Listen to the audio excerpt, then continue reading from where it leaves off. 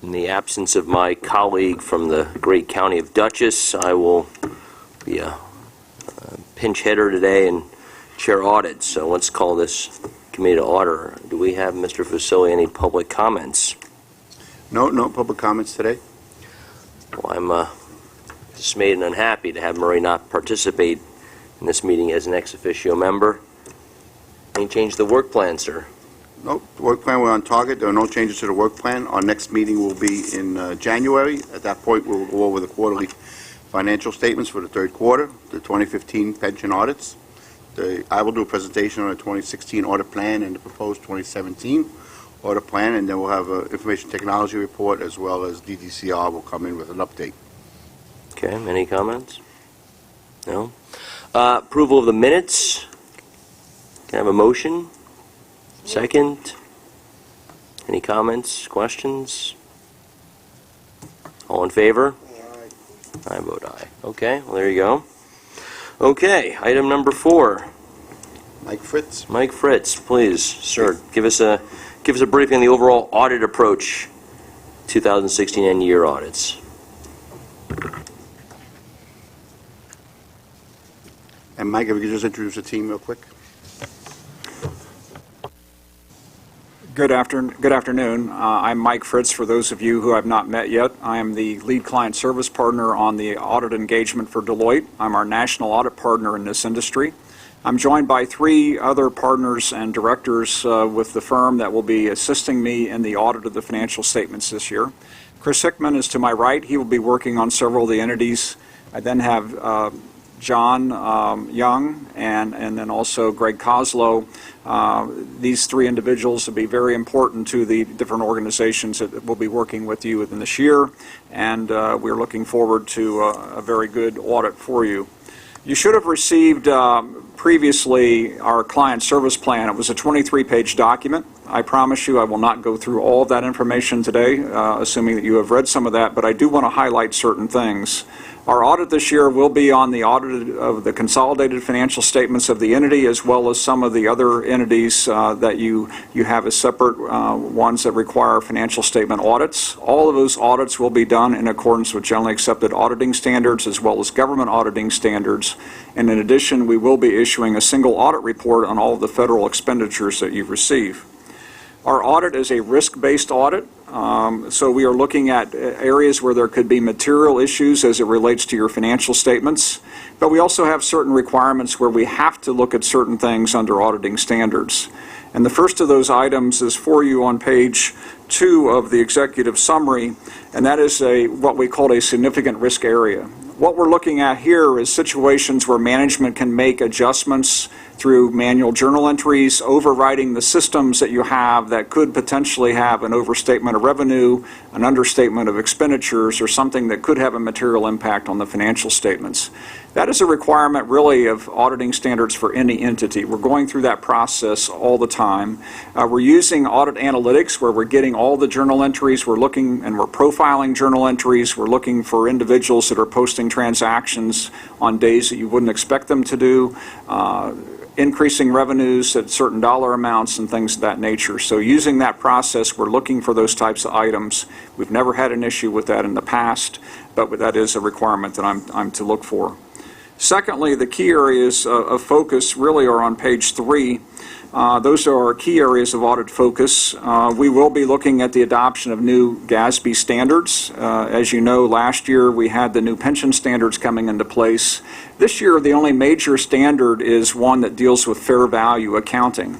You now have to record all of your investments at fair value. You have to give the leveling disclosures. For those of you that serve on private companies, you're familiar with, showing something, whether it's readily available for trade, whether it's something that's priced at a model or some other type of way of determining that fair value.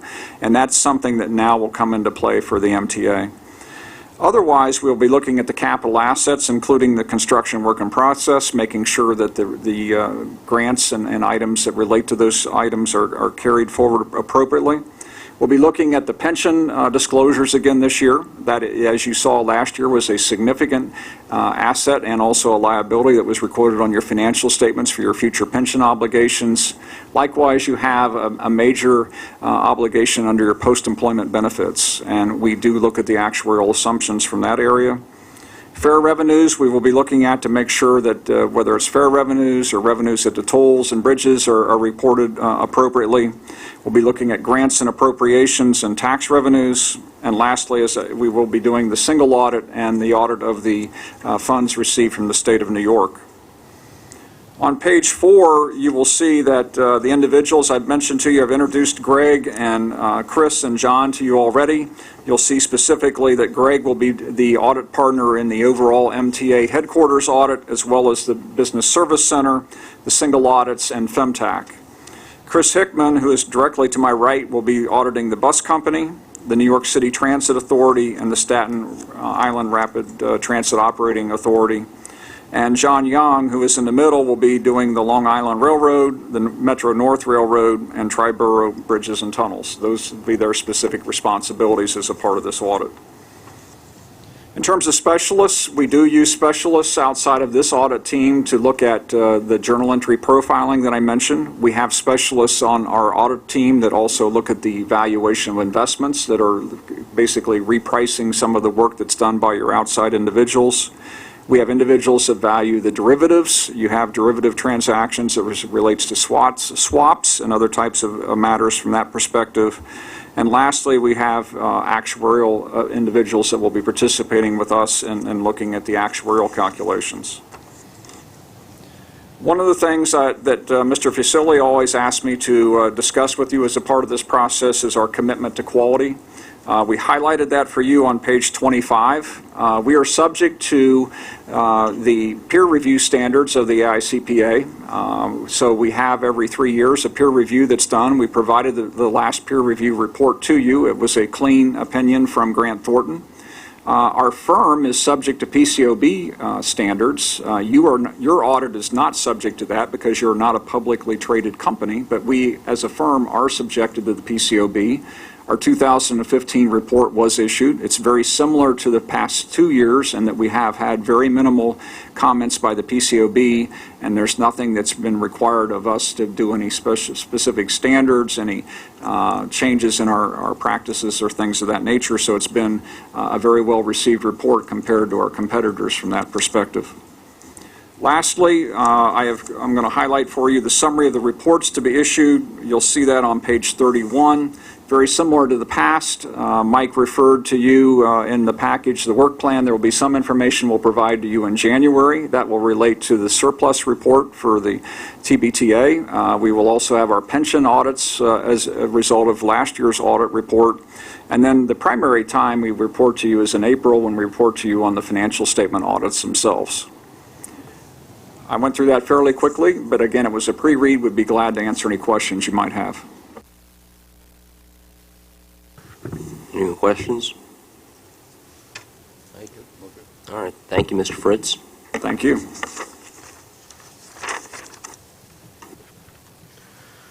All right. Next, Lamond, you're up.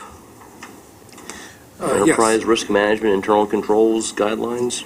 Yes, pursuant to Public Authorities Law, Section 2930 through 2932, the board is required to establish guidelines on internal controls. Recently, there have been changes to the standards by which we are required to comply, specifically changes to the Committee on Sponsoring Organizations of the Treadway Commission, as well as the New York State Comptrollers and the General Accounting Office's standards. The revisions that we bring before you right now are to ensure that our guidelines maintain compliance with those guidelines. Any questions? We need a vote. Can I have a motion? Seconded? Second. All in favor? Aye. All opposed? Okay. Lamont, you want to continue on now with how effective we've been? Okay. Very good. Okay. Each year we provide this committee with a report on our activities through the year. This report begins with an executive summary, which lays out some of the key areas of the program and what we have accomplished through the year. I would start off by giving you a snapshot of where we are right now. Currently, each of the agencies has submitted to my office their internal control certification summary report, indicating that each of the agencies, as the MTA as a whole, is fully compliant with the requirements of the Internal Control Act. The consolidated report has been placed in Director's desk and is available for review. The agencies are currently working on closing any open material weakness or significant deficiencies. The ERM Committee, the Enterprise Risk Management Committee, met during the period to discuss significant issues and MTA organizational changes. And the agencies continue to document their vulnerability assessments in our computer system called GRC.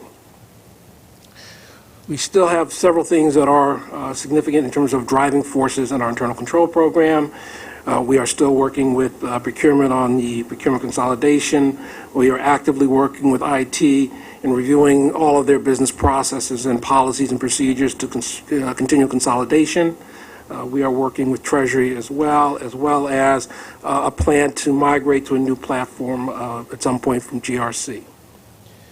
A summary of our internal control activities during the year.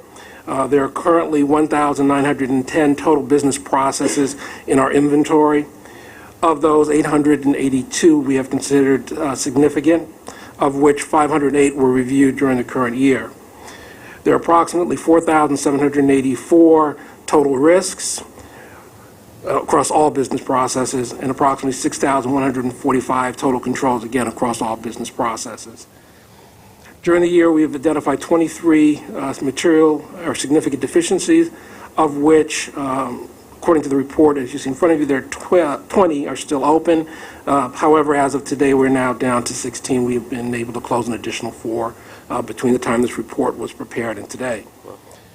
External drivers for our risk program include, again, the changes that we mentioned before, which we've just voted on in terms of changing our guidelines to ensure they are compliant with both COSO, New York State, and New York State Controller's guidelines. The following slides are just more detail on what I've just presented. So I'm just going to go through them, and if there are any questions on any of the specifics, I'd be more than happy to answer them. This is our ERM program by personnel. 22 people are currently dedicated to it, but there are another 220 throughout the organization who have an involvement in the program. As you can see, between November of 2015 and November of 2016, the total number of controls has decreased by 62, which is approximately 1%. But we've had, again, an increase in the number of total business process, significant business process, and total risks. Again, this is the issue of identification and modification. This is just a quick snapshot of how each of the agencies looks in terms of total number of business processes versus the number of processes that were reviewed. The 23 material weaknesses, significant deficiencies that we identified previously, which are now down to 16.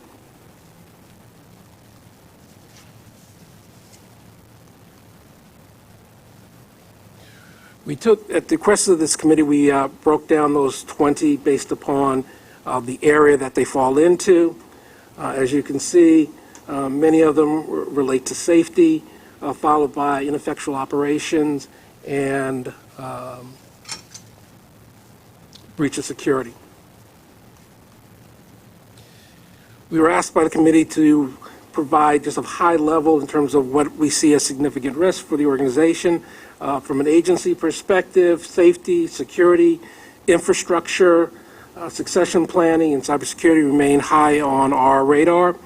From an enterprise perspective, again, safety, succession planning, institutional transformation, cybersecurity also remain very significant risk for the organization.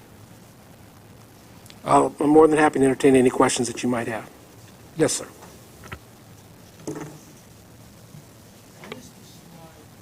I missed the slide that described the nature of the material weaknesses. In terms of the areas that they impact? Yeah. Yes, okay. So in terms of the areas that they impact, give me 1 second. If they're material, they should be. Yeah, again, safety was a total 8, I think it's on page 9? Page 9. There were 8 total for safety, 7 fall into the category of operations. So those are the two biggest ones. Page 9.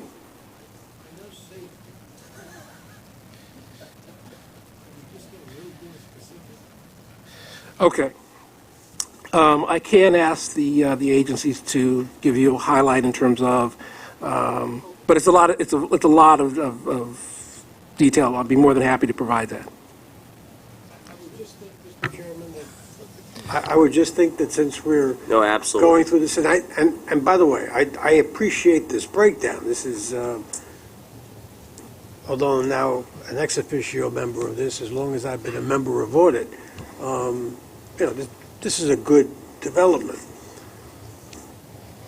Well, for But example, since we're responsible for knowing the categories, which you presented here very well, Well, let me if give they're you- material weaknesses, sure. we got to know the nature well, of let me give you an example of one. I mean, for example, there. I don't need to take everybody's time on this. If you can just provide us with Oh, the absolutely. exact nature of these weaknesses. I It's absolutely can important do for us to that. know. Thanks. Yes. Other questions?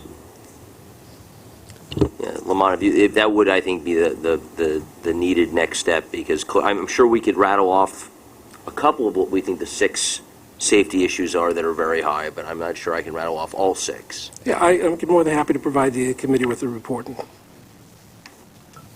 Great, thank you. Are you still Lamont? Yep. Okay, great. So how's our compliance doing then with the ICA? As you can see from the material in your committee book, we find that the MTA is fully compliant with the requirements of the Internal Control Act, as well as I've determined that based upon the information that we have, that our internal controls are effective to mitigate the risks that we have. Mr. Facility, can I ask a question? Should we just do the open audit recommendations now, or do you want to go to the charter? It seems like Lamont is still up. Yeah, you do that, yes. Yes, Lamont, while we may wanna keep skip? you in Sure. the hot seat, if you will, would you mind maybe doing the open audit recommendations that this handout we received that you were Right. sent to us, which, No problem. The committee has asked that I monitor the implementation of audit recommendations. We have provided you with a report indicating that of the, I would say, average of about 600 audits per year. Audit recommendations per year. We have determined that currently there are 10 open audit recommendations that have exceeded their original implementation date by more than 6 months. The report in front of you is detailed information about what those 10, open audit recommendations are. any questions? And we're still monitoring them. Yes, Yeah. the monitoring is an ongoing process. Having just seen this in front of me, I don't believe this was sent ahead, was it? No, it was not. So I haven't had a chance to read it yet, so I don't know if my colleagues have had a chance to flip through it. There are a few here which are more than 18 months, pretty close to 2 years behind. Are there specific reasons why, or are there different reasons on each of the audit issues? It would be different reasons for each one, but we have representatives from each of the agencies here if you would like to ask a question about any particular one. Okay. Can I suggest we take 2 minutes to actually read this piece of paper, since it'd be hard to comment if we don't read it, unless... Here, take mine. Mike's got an extra. I don't know. Is that okay? Sure. Let's just read this for a minute.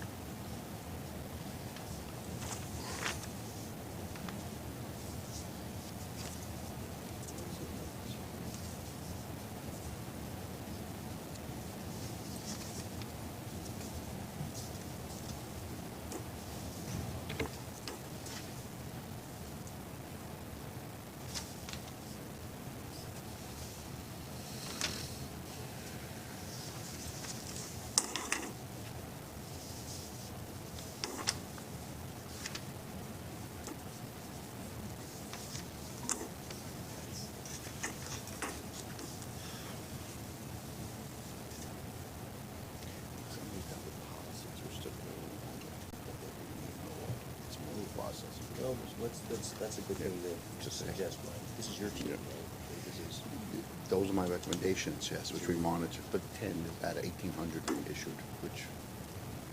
Why don't you, Okay. Mike, why don't you give Just bear some in mind, we do introductory have 10 remarks? We have 10 recommendations which we follow diligently. Armand's responsible for tracking these recommendations because management's responsible for implementing recommendations. We make the recommendations, management implements them. So to put in context for you, these recommendations over the past 3 years involve over 1,800 recommendations, of which we have 10.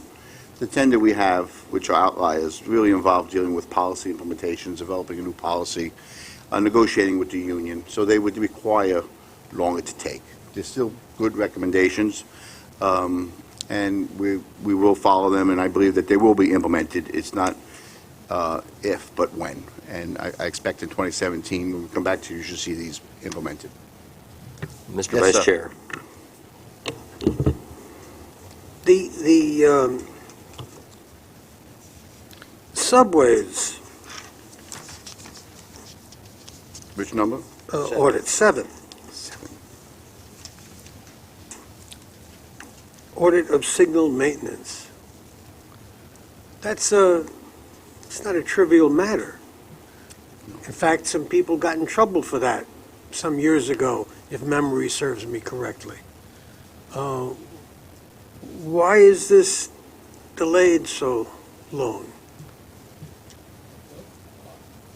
We have a representative from Subways just for that. Mark Hellman from Subways is here to answer that. Mark is the Senior Director Internal Controls for Subways? Yes, the Senior Director of Internal Controls for Subways. And I had spoken with the Chief Officer and the Assistant Chief Officer of Signals before coming here. And basically, this is delayed, because it is a high priority. The department did reorganize as a result of the audit recommendations. They had created a position within the department called General Superintendent of Audits and Procedures. That has just recently been filled, and now they are going through that whole, all the audits to see where there are some new concepts that they can actually conduct additional field audits and have managers sign off on that. So they are doing a whole top-to-bottom review based on their new organization, and that should be done within the next few months.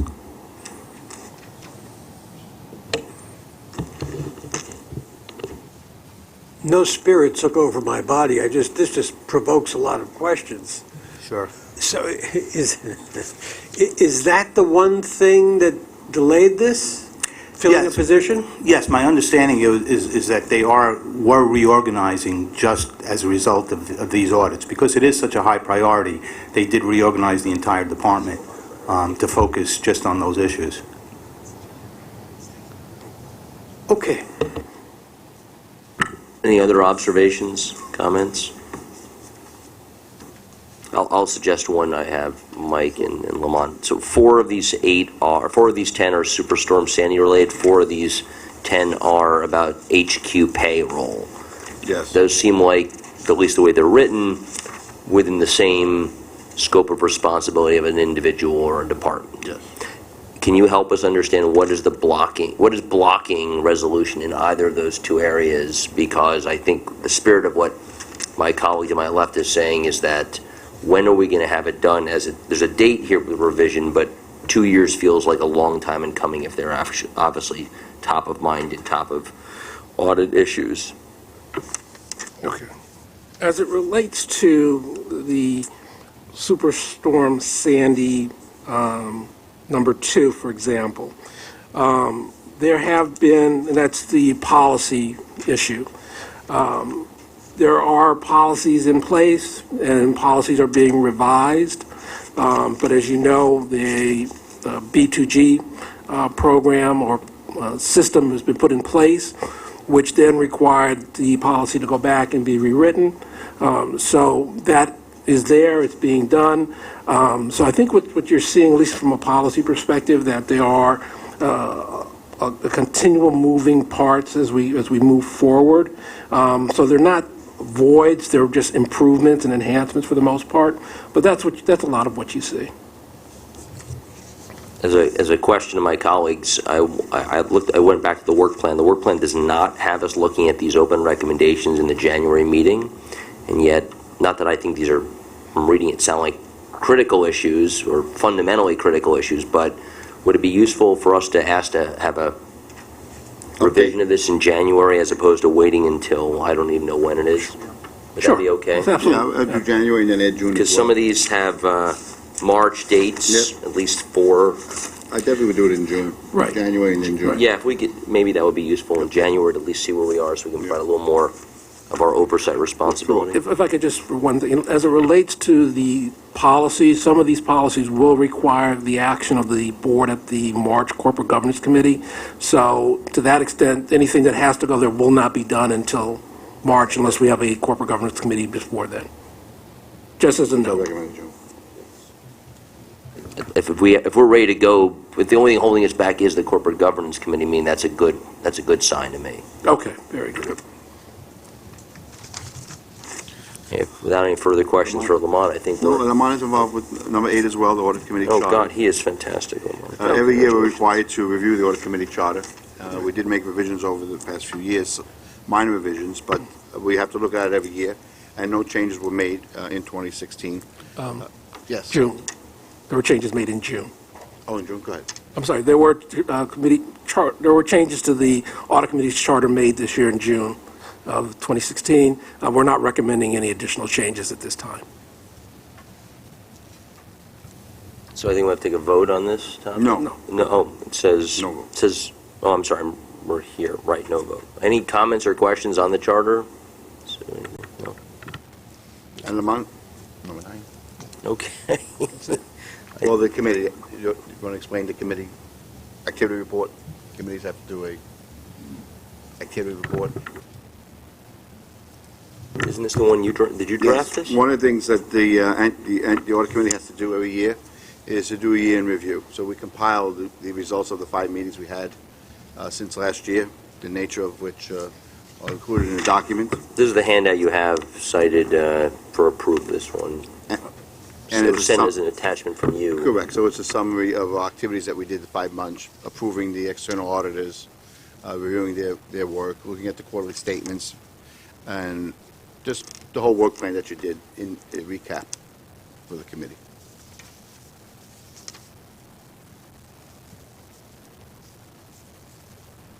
Are there any comments or thoughts or questions? You didn't, oh, it was, sorry, so Mike, you only sent, I guess, to the committee members. Yes. So I think, and neither of you are, That's where we need to vote. Yep. yeah.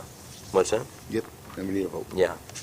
So let's start have a motion to discuss the audit committee year in review. Second? All right, so any comments or questions on it? Fine. Anything? I have one question, which is, what did we agree were the changes to the charter in June? Because I see that in this note, you cited the date, it says we did change it, I don't recall. Were they material? Well, there are actually quite a few changes that were made back in June. There were some additional reporting, I'm sorry, there were some... Yeah, there was a lot of red and a lot of green in that, yeah. So we included certain additional provisions regarding reporting by myself and my facility to this committee on additional ethics issues, on additional risk issues. So those were really the fundamental, dealt with a lot of reporting and making best sure. practices. And best practices. And adding best yeah. practices that audit committees would follow. I'm glad we did that. So if there are no questions, let's take a vote on the year in review. All in favor? Okay. And number 11, DDCR. All right. This is actually a pretty weighty topic. Who is Mike here for the diversity? Michael's representative will be here. Sure. Michael's not here.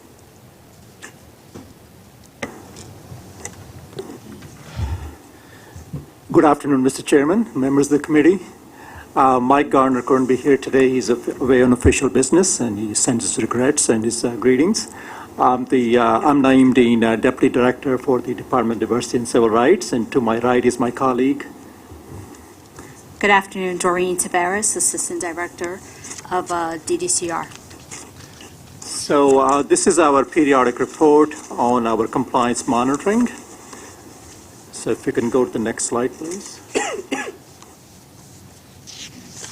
So this is a status of the IG recommendations, and as this shows, we have implemented all of the recommendations, and one of the recommendations was to report periodically to the audit committee, and this, in accordance with that recommendation, this is one of our report. This slide that you're looking at now shows the status of the closing of inactive contracts. I'm happy to report that as of September 30th, 2016, a total of 826 contracts were closed, and an additional 283 were closed administratively because of the age of the contract, that is to say, it was beyond the 7-year record retention period. In addition, there are 57 contracts in the process of being closed out, and 39 contracts are pending agency action. The slide, which is on next page, shows the progression of the closeouts from 2 years ago to today. Yes. And as you can see, it has gone up, has gone from the ground up to where we closed in addition to 1,100 contracts at the end of last month, actually end of September.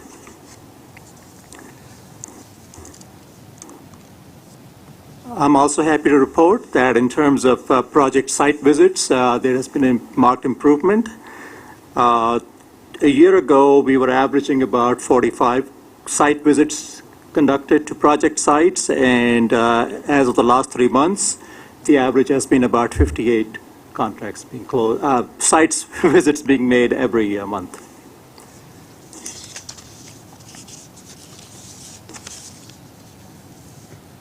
We have also switched over to a new contract compliance system, which went live in September. And it is also a contract compliance system which is being used by the other state agencies and authorities.